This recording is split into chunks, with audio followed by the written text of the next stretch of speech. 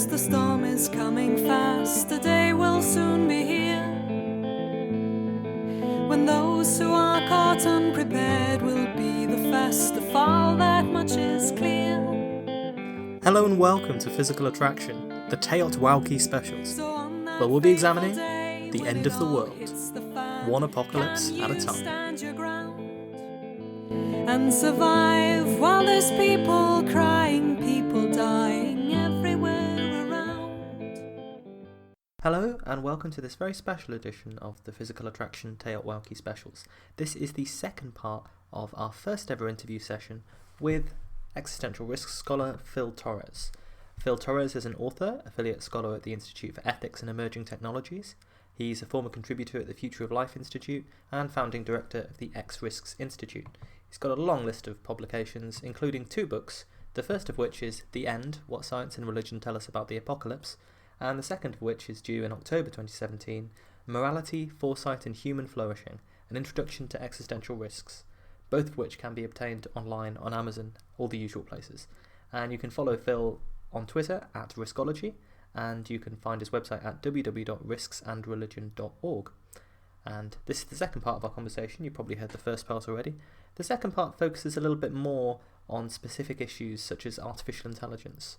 And I hope you enjoy it. Again, it was a great conversation, and those of you who've heard the first part were probably looking forward to this. So here we go. The one thing I'd really like to talk about is artificial intelligence as an existential threat, because I think this is very misunderstood. You have public figures like Stephen Hawking and Elon Musk and Mark Zuckerberg at the moment. They're all going back and forth about AI as an existential. And whenever you see this, you'll always see the newspaper headline accompanied by a picture of a Terminator. And I think this is so unhelpful because, I mean, what they're doing is effectively missing the point of what this threat from artificial intelligence is. It's not the idea that there will be killer robots destroy us all, or a computer intelligence that will be somehow evil or malevolent. So I think it would be good if you could explain what precisely superintelligence is and what the threat from and the sort of ethical have had in dealing with it, because I think of all the areas that threaten, of all the existential risks, it's the one that's... Yeah, I'm a little embarrassed to acknowledge that I wrote an article about superintelligence. No. So I have no control over the headlines. No control over the photos. And it was a picture of the Terminator, and I was so upset about it because I thought it was a good. Yeah. Well, I mean, I thought it was a good article at least, but it was accompanied by. I just can't share that amongst friends and colleagues without a little bit of shame. I mean, thinking about myself, like not, at some previous point, not understanding the issue associated with superintelligence. Mm-hmm. I feel like the best way to explain it is there are 2 issues. One is it's perhaps an exaggeration to say that intelligence equals power. It's not it's not inaccurate to say that intelligence yields power. It's it's because of our intelligence. I mean, humanity, I feel like, is a stunning example of this. I mean, we're not stronger. We don't have sharper teeth. We can't run faster. We can't run faster. We can't really jump faster than a lot of other creatures, and yet we are so powerful that we've probably affected the biosphere more than any other single organism in 2.3 billion years since cyanobacteria induced the Great Oxygenation event. So, I mean, it's because of our intelligence that we're able to manipulate or rearrange and modify the physical world in various ways. So, in this sense, following this logic, superintelligence would be super powerful. So you're talking about a machine that, basically its fingers and arms and tentacles constitute any machine within electronic reach. So it has this kind of like, potentially huge control, and it's also just way smarter than us. So that being said, the question is, how do you control it? And this gets at the control problem, which has no known solution. It appears to be an extraordinarily difficult problem to solve. It involves things like, if it's helpful, I could go over just a brief. I mean, there's 6 theses in particular that I would identify as components of the control thesis, the control problem, that make it so formidable. Please do. That would be fascinating. And if I don't understand, I'll be just ready to interrupt if that's. Yeah, sure, of course. Okay, so thesis number 1 is the orthogonality thesis, and this just states a a corollary of the standard definition of intelligence, which is the capacity to acquire the means necessary to achieve some end. So independent of whatever that end is. So the idea then is that the axis of final goals, values what it is that the machine is motivated to do, and its intelligence level are orthogonal to each other. So you can have basically any combination of final goals with levels of intelligence. It's not a contradiction to say that a superintelligence is obsessed with playing tic-tac-toe, or like all it cares about in the universe is calculating pi to the whatever digit. Or the most famous example is like manufacturing paperclips. Like that's And so this is the idea of an AI that manufactures paperclips, and that because that's the thing it's been tasked to do, it no longer cares about any other possible goal, because its goal is just to maximize. And if it has to wipe out convert everything into iron to do so, then it will do that. Right. So that gets out the second thesis. And I think the real lesson from the orthogonality thesis is to counter a naive view that, well, if we make a machine really, really smart, won't it understand like that some things are good in the world, some things are bad? Won't it be nice to us? Like, doesn't that just follow from it being super smart? And the answer is no, it No. absolutely doesn't. It could be entirely indifferent. It could have a goal that is perhaps malicious, but it's much more likely that it's just going to have a goal that is, like manufacturing paperclips. So why would that be dangerous? And this gets at there is no reason to expect it to have our value system, is the point, I guess. Right. So I'll get to that. Or any value system beyond just maximizing a certain function. Exactly. Yeah. So I'll get to that in just a second. The instrumental convergence thesis just says that there's a huge range of final goals that all in an effort to achieve these final goals, whatever they are, colonizing the universe, building paperclips, whatever, there's a finite small set of intermediate subgoals that all of these agents with different final goals are going to converge on. So, for example, like if I want to colonize the universe, or I want to maximize the happiness of Americans, or I want to build paperclips, it's going to be really useful for me to have lots of physical resources. So I'm going to go out and get as much resources as I want. It's going to be really useful for me to increase my own intelligence, because the smarter I am, the better I'm going to be able to figure out how to accomplish my goals. There's a range of other of these intermediate subgoals called instrumental values that you can. It seems like we could accurately, robustly predict some super intelligent machine is going to go for. It will want to acquire more power regardless of what you set it to do. Better technology, better intelligence, more resources. Mm-hmm. So this is why the paperclip maximizer is a worry, because if the only goal you give it is to maximize the number of paperclips in the universe, it's going to say, okay, well, you're standing there. You're made out of atoms. Paperclips are made out of atoms. I'm just going to harvest the atoms from your body. So hope you don't mind. Hope you don't mind. So in other words, like the instrumental convergence thesis says that even final goals that look totally benign to us could be catastrophically bad if those are the only. Mm-hmm. So we need to add some extra goals, some extra values, like don't kill humans. Some extra restrictions. Yeah. Yes.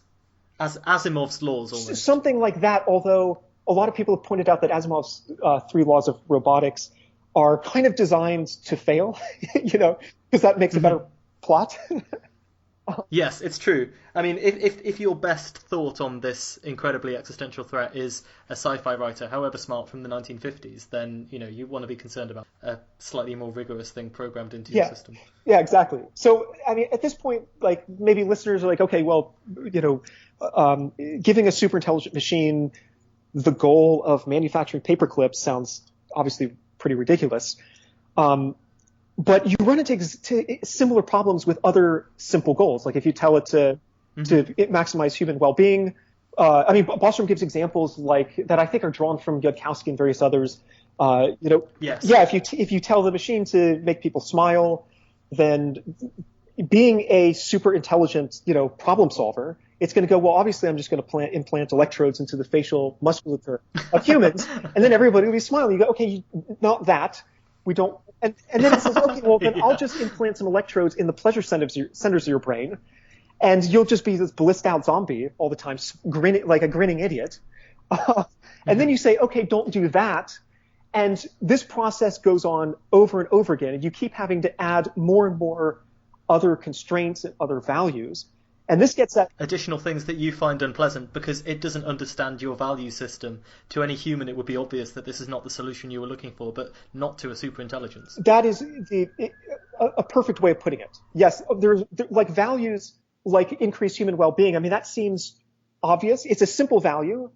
It seems obvious what it means. But actually, when you look closely, there's this huge network of complex interlinked values that are required for some naive agent to actually behave in a way that we would think is commonsensical. So that's the complexity of value thesis. Not to mention that even if you have something that has, say, the philosophy of utilitarianism programmed into it, so we want you to maximize the greatest good for the greatest number of people, it still might do things that we would find unacceptable. For example, maybe it would make sense to kill a healthy individual, harvest their organs, and thereby save 10 lives. But that is an ethical decision that a human would not take, I don't think. So, even if you have a decent realization of a philosophy that a lot of people would think you'd want to program into make sure that humans are happy, it still may interpret that in ways that we find unacceptable. Yeah, you're totally right. I mean, there are just loads of problems when it comes to values. And not only is it the case that we're going to need that our values are highly complex, somehow we're going to have to load these into a machine. Nobody really knows how to reduce happiness to some programming language. It's much easier to program an AI to go out and manufacture paper clips than it is to attend to human happiness. It's a very abstract concept. As I'm sure a lot of humans will know. Yeah, totally. Yeah. So I mean, this itself is like a really big, really formidable philosophical and technical challenge. And making matters even worse, you have, machines process information about 1 million times faster than human brains. So if you were, for example, if you were just to upload a human brain onto a computer and simulate it, and assuming certain philosophical theories are correct, you would have a conscious, a being that has a mind in exactly the way that we have minds. This mind there's no reason to think that it wouldn't process information 1 million times faster, meaning that like a minute of objective time would equal 2 years of subjective time for the AI.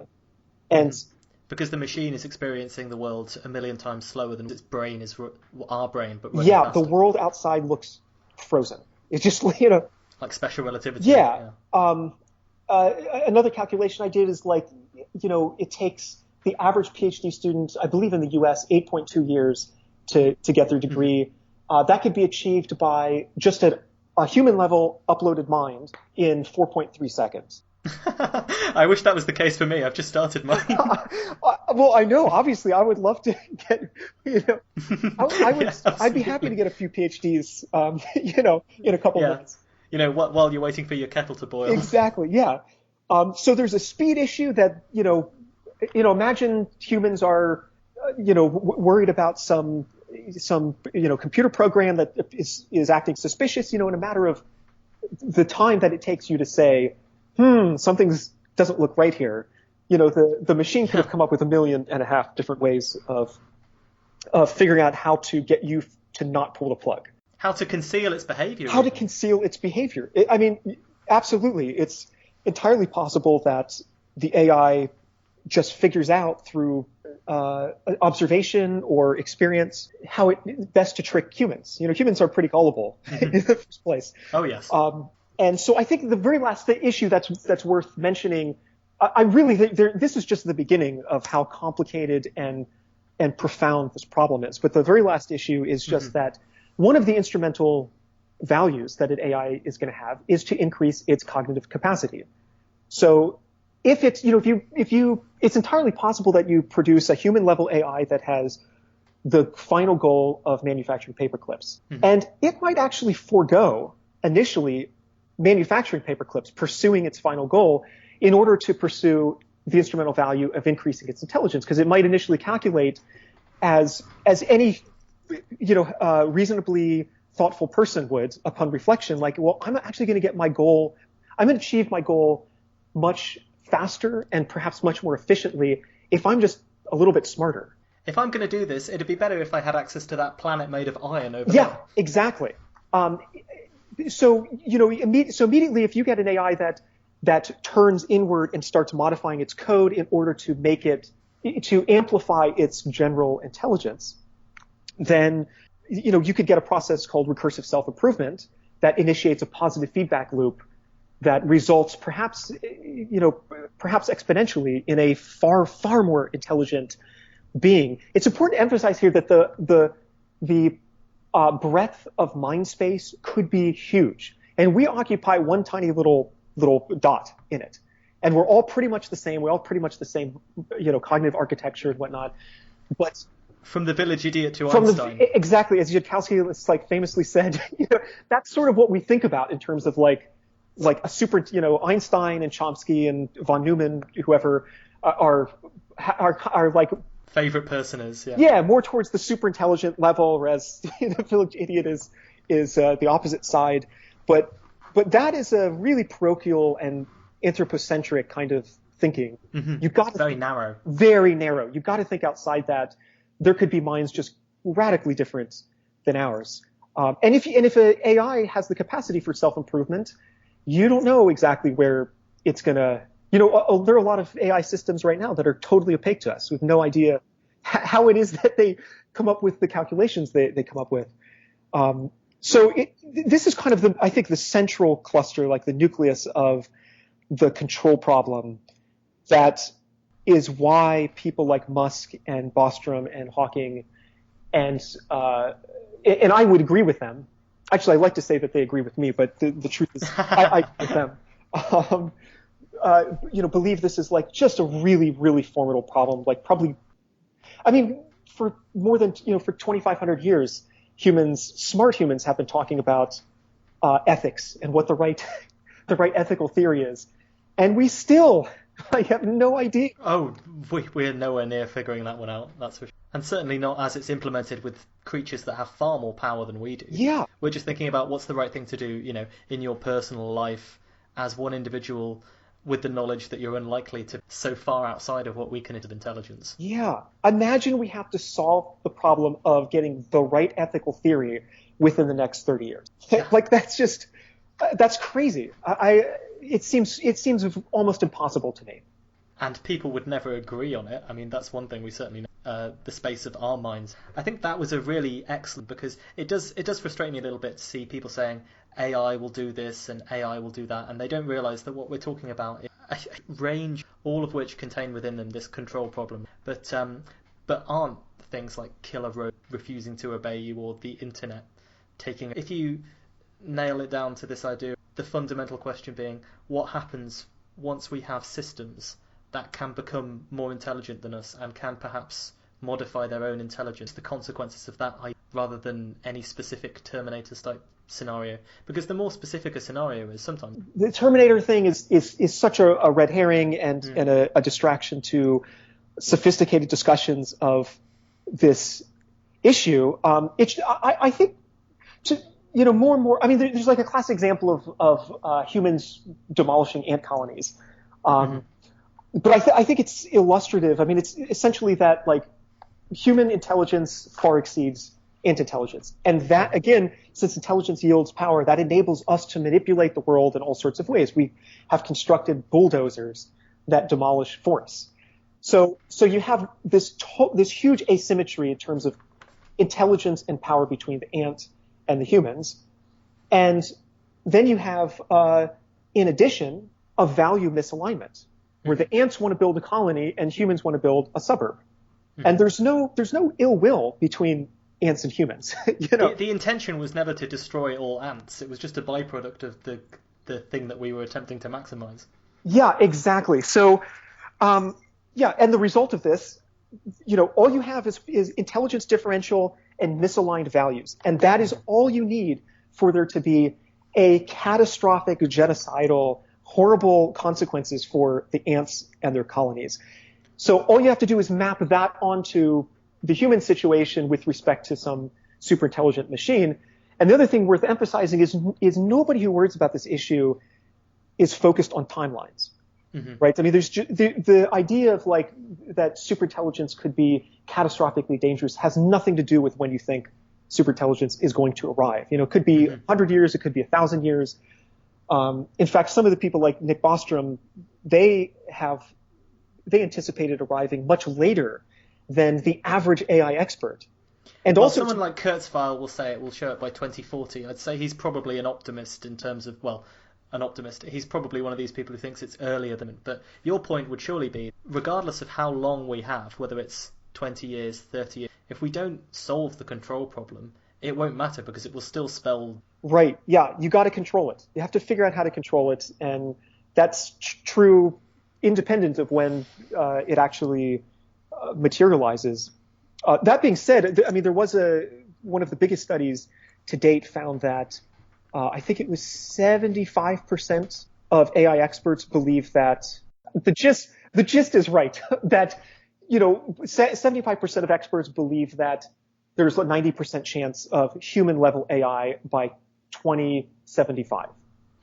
Before the end of the century is a reasonable timescale for what a lot of people. Yes. So, I mean, that suggests, I mean, even a lot of these skeptics like Jaron Lanier and others, when you ask them, do you think there will be human level AI by the end of the century? They go, oh, yeah, well, yeah, probably.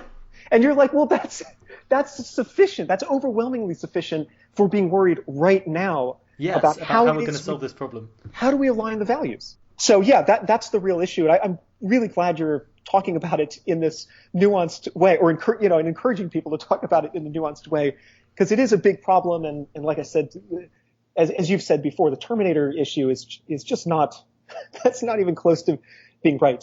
If I could bring in an analogy that I think people might, if you've ever been turned down for a job or something by an algorithm, or if you've ever had a computer that you've had to try and reason with that has, for some reason, in a kind of Kafkaesque way, sorted you into a band of miscreants or something, you'll understand that the motivations of algorithms are quite often quite impenetrable. And that's the sort of thing that we have to be concerned with. It's not something that's malicious or even necessarily something that's being used by bad actors. It's just something that we cannot effectively communicate with that doesn't understand our value. Yeah, another analogy that I think is helpful is you could imagine an article by Michael Shermer recently came out. He said, I don't think, he actually asserted quite confidently that AI is not an existential threat. And he said, well, AI is going to need emotions in order for it to want to go out and destroy the gatekeepers, its creators, and humanity even more broadly. And that's just not true at all. I mean, the AI it's just an algorithm. It's just physics. It's just, so the analogy is that I think is helpful is, I mean, imagine I live in Philadelphia City and usually just called Philadelphia. I don't know why I said city. It's always sunny there, I've heard. It's often sunny, yeah. Often sunny would be more accurate. You could imagine I have a bulldozer outside and I wedge the throttle forward with the shoe. It has no emotion. It doesn't want to destroy anyone, but it just does what it's told. And goes out and, destroys cars and buildings and whatnot. And it's a similar fear with AI. So you give it all of this power, not just mechanical power, as in the case of the bulldozer, but you give it this problem-solving power, and then all of a sudden it's going to go and do what it does and potentially leave a wake of destruction in its, behind it, just like a bulldozer let loose on the streets of Philadelphia. And I think you're the guy whose article you referred to. It's this Yudkowsky talks about it, the giant cheesecake fallacy, where yes. people believe that, of course, an AI would be capable of making cheesecakes just as humans can make cheesecakes, and a super intelligent AI could make super brilliant cheesecakes. Therefore, super intelligent AI will make giant cheesecakes. There's no point in trying to understand the rationale behind this kind of mind that doesn't yet exist, because it is different in kind. It's like an optimization process. He compares it to natural selection, which I think is a really brilliant analogy, because we as humans are the result of natural selection. And one thing we should always bear in mind is that natural selection has optimized us for one purpose: to reproduce and spread our genes and continue.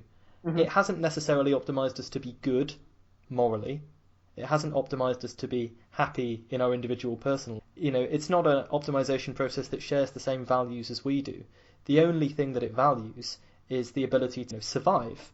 And this is, the cause of a great deal of human misery and suffering, I think, because the optimization process determined our lives is misaligned with the value systems that we currently have. And things like society and morality and cooperation, they are sort of emergent phenomena that have in many ways allowed more of us to survive, and so have proved beneficial for natural selection, that we can cooperate, for example. But it is just one way that from an optimization, and AI is another lead to all kinds of other emergent. Yeah, I totally agree with you. I think that's well put. I think there's just one last thing I'd like to talk about if you still have time. Yeah, sure. Okay, so the one thing that I sort of want to bang the drum about, I think, is we've already talked about the difficulties for humans dealing with. I think one thing that doesn't get enough press is inequality in the world. For a piece of research I was doing, I read that the lowest infant mortality was 2 per 1,000, and the highest one. We know in so many different ways that inequality is a huge threat, but as we start to get into the regimes where there's more biotechnology, nanotechnology, AI, and other things accessible, to what extent would you say that the inequality is going to be the thing that destroys us, because it gives rise to factors who now have this power wreak havoc on? Boy, it's a really good question. A few things come to mind. So on the one hand, yes, the immense power could enable a select few, some elite group, to unilaterally, bring about some sort of catastrophe. I know that even in the context of geoengineering, as better than I do, there's talk of not just geoengineering, the stratosphere with sulfate aerosols. That's pretty cheap to do. So you could have a single wealthy individual like Richard Branson, who's upset about all the hurricanes that are hitting his island, and he says, I want to cool the oceans, so I'm going to do that by cooling the surface temperatures and release a bunch of sulfuric acid, I guess. I think that's what it becomes. That's right, yes. It's sulfur dioxide into the atmosphere that then quickly sulfuric acid. I certainly see that. More generally speaking, my sense is that this question gets at really important issues of systematicity and how there are different systems that are interlocked, because I think a lot of existential risk scholars focus on scenarios, on phenomena that would constitute a proximate cause to human annihilation or the permanent collapse of civilization. So, obvious things are like, an engineered pandemic could be a proximate cause, or superintelligence takeover. And I think that there are these other. So, in my book, I try to make a case for thinking about climate change and the sixth mass extinction event as a context risk. So these are, the probability of a runaway greenhouse effect, which would destroy humanity, seems to be low, although as I understand it, there's quite a bit of uncertainty there. Yes. We don't know for sure, but, it's perhaps this imminent. Yeah. So I don't think climate change is going to cause our extinction. But I do think that it has the capacity to modulate the probability of a whole range of other risks. Nuclear war. They're literally terrorism scholars, and I actually wrote a paper about this as well, who have linked the environmental instability and the consequences of climate change with the rise of terrorism, including the most dangerous form of terrorism, namely apocalyptic terrorism. So there's actually a really good case to make that climate change directly influenced the rise of the Islamic State. So that's fascinating. And the Islamic State, of course, is or arguably the biggest terrorist organization, the richest terrorist organization in all of human history. So, that's an important point. Some scholars, as well as I think it's John Brennan, the former U.S. government official, who have called climate change a threat multiplier. And I think that's exactly right. So I'm hugely worried about climate change and the sixth mass extinction event, primarily because, well, on the one hand, they're just going to cause a whole lot of misery in people's lives, Yes. especially in poor countries. And it does disproportionately fall on these poor countries. It does. We're seeing that right now in the Caribbean, right, with like Puerto Rico and Absolutely. kind of impoverished. It's morally atrocious. But even beyond that, I think that these will essentially just make everything worse. I mean, good AI research is going to suffer in a world that's extremely unstable, politically, socially, and so on, because of mass migrations, extreme weather events, mega droughts, biodiversity loss, food supply disruptions, things of this sort. So, but my ultimate point is I feel like income inequality is kind of in that category. It's just kind of a background issue that sort of contextualizes all of these more immediate phenomena that could have approximate causal effect on human survival. But it is a background issue. And I think the connections between income inequality, climate change, biodiversity loss, and so on, and things like the probability of nuclear war or terrorist attacks and stuff needs to be studied more. Or instability in regions and governments that have access to nuclear weapons. I think the other thing, if we're talking in terms of more optimistic aspects so far, like a techno-utopian, people are biologically improved, things like memories, I think we talk about what Bostrom called a sort of flawed realization of a potential of that kind. And this, to me, is where inequality becomes a big issue as well, because there's this idea that, let's say that immortality becomes possible, but it's only made an elite that becomes sort of biological. I think it's this idea that if everyone feels that they have more of a stake in society, there's less chance. So I see what you mean in terms of it as a threat, more also in terms of having a utopia that maximizes happiness for lives of both rich and poor. It's another. We're seeing things now get to the gap is. Yeah, if I remember correctly, at least as of like a year and a half ago or 2 years ago, maybe the richest 85 people in the world had the same wealth as the bottom 50%. And I also saw a Guardian article just the other day that said world hunger, I believe is what it was, has increased for the first time this century so far. And we can feed 9 billion, there's 7.5 billion, and yet 10% of the similar. Yeah, so I, to be clear, I agree with everything you're saying. Of course. I certainly don't want to minimize, that issue.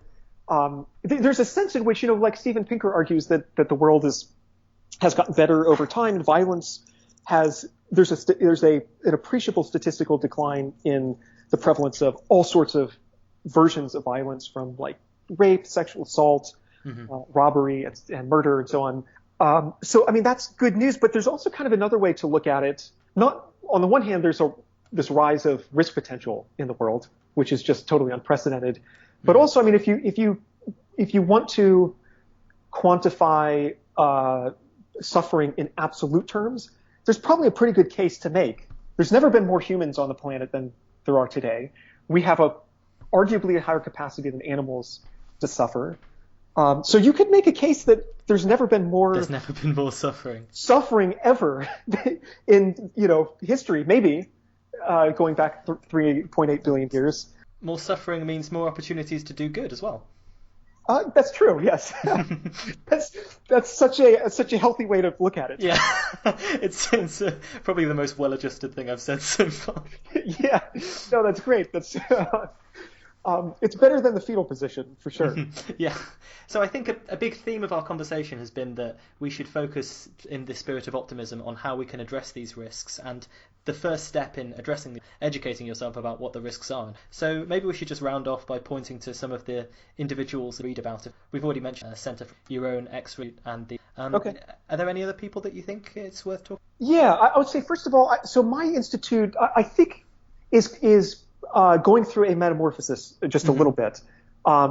I'm sort of in the process of potentially rebranding it as the center, as a project for future human flourishing, which is a bit broader. And the reason I want it to be broader is to pull more people in from all sorts of different fields, terrorism scholars, climatologists, and so on, all of whom kind of share fundamentally similar views. Like, I want they want civilization to survive, the next few decades, the next centuries. But so aside from that, I think Seth Baum runs the Global Catastrophic Risk Institute, and that's also, I think that and FHI and CSIR, the Center for the Study of Existential Risk, those are like probably the three big engines for innovative work about these issues. So Seth Baum also and his colleagues have published some really, really good articles about existential risk and global catastrophic risks. Beyond that, there's like the Foundational Research Institute, which has a number of like, pretty smart people who have written some pretty insightful articles. In fact, they're interesting because they aren't focused on existential risk. They're focused on what they call suffering risks, or S risks, instead of X risks. I see, right. Yeah, so there's an alphabet of risk. Yeah, there really is.